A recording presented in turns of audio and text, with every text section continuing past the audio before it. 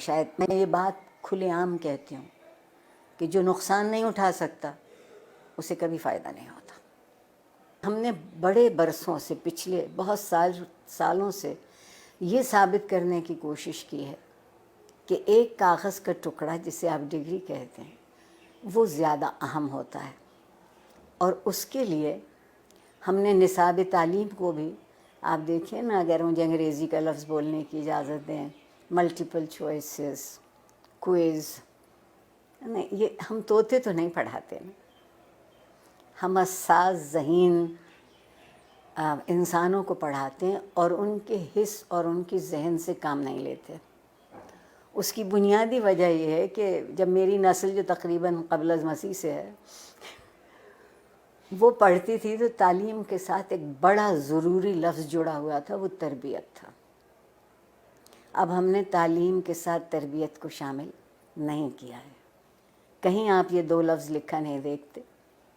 پھر ایک اور کمال کیا ہمارے ہاں جنرل ضیاء الحق صاحب نے، جنہیں میں اپنا محبوب بھی کہتی ہوں، کہ انہوں نے ہم سے مکالمہ چھین لیا، سوال کرنے کی اجازت نہیں رہی۔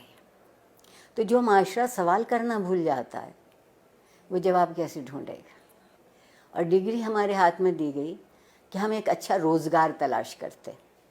میں کہتے کہتے مر جاؤں گی کہ زندگی کو روزگار چاہیے ہوتا ہے، روزگار کو زندگی نہیں چاہیے ہوتی۔ ہم کندھوں کا بوجھ بڑھا رہے ہیں، ہم ذہن کو وسیع نہیں کر رہے، کشادہ نہیں کر رہے۔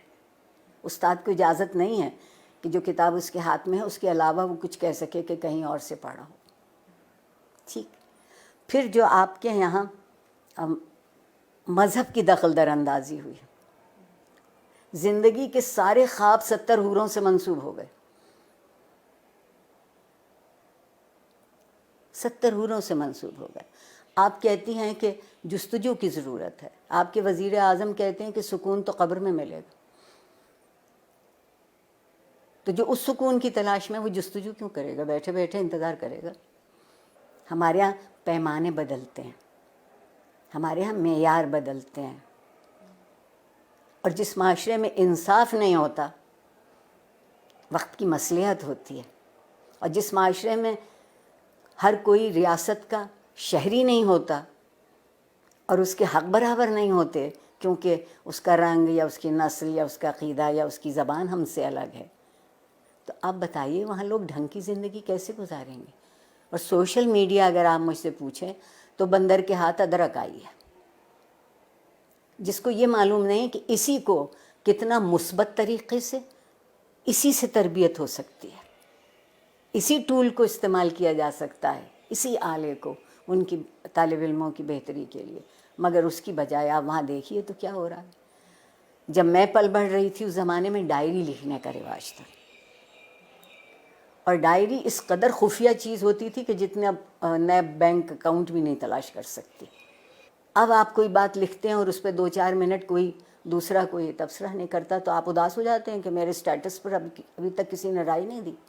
آگے بڑھنے کا اگر طریقہ ہوگا تو وہ یہ ہوگا کہ کچھ دنوں ہم سب گردن جھکا کے آئینہ دیکھنے لگے۔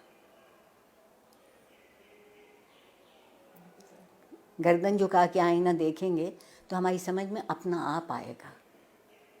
میں اگر اپنے آپ کو پہچان لوں، مجھے معلوم ہو جائے کہ یہ میری مثبت صورتحال ہے، یہ منفی ہے، آئیے مثبت کو بڑھا لیتے ہیں، منفی کو چھوڑ دیتے ہیں۔